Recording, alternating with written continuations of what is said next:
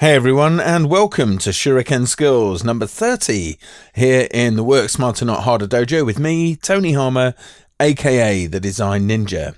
This week's Shuriken skill is to make some 3D infographic ribbons in Illustrator like the ones you see just here. And this is a very, very quick technique to make these, and it starts with a rectangle. So if I get the rectangle tool, and what I'm going to do is just draw a rectangle down like so to the width I'd like the beginning to be, and that may contain some text, so maybe you want to make that a bit wider, but this is just fine for me here at the moment. Then I'm going to go up to the object menu, come down to path and choose the split into grid command here, and then just determine the number of rows I'd like. Here I'd like 4 rows with no gutter, so they'll all join up next to each other. If I hit OK, then they're created.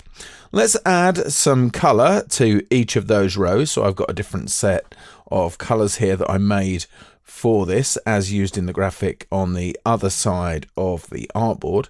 So I'm just going to drag those swatches on like so.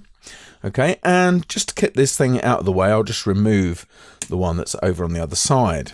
So this is the key to everything I make from here on in.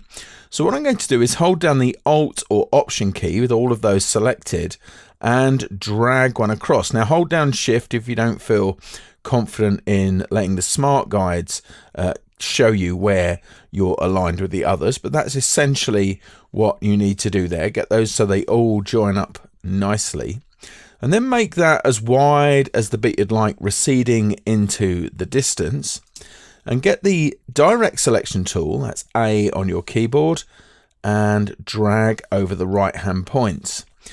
Then tap S to get the scale tool, and if you want to, hit return to bring the scale dialog up like so. And I'm just going to do these uniformly here and just dial them down. If I turn on the preview here, then I could bring that down. You could do this by dragging as well, by the way, without the dialog. You don't need the dialog. So there you are, about 64% is just fine. I'll tap V to get my selection tool back, and I'm actually going to bring that back a little way like so. And we'll be back to that shape in just a short while.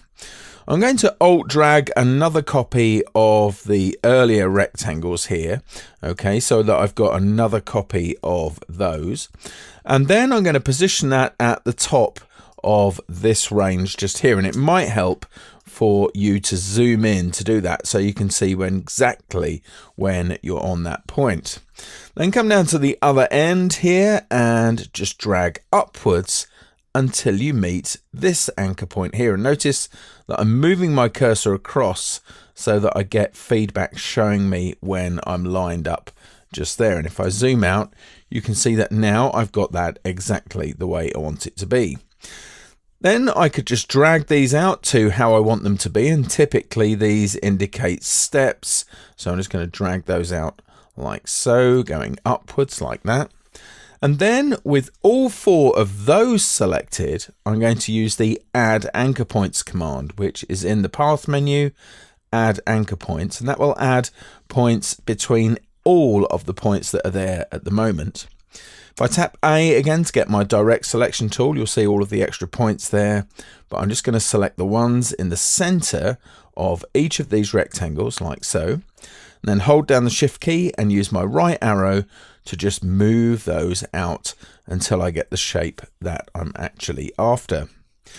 Back to the selection tool and pick up the 4 rectangles that you stretched out in the middle and group those, Command G or Control G, and then add a new fill by holding down the Command key or Control on Windows and tapping slash.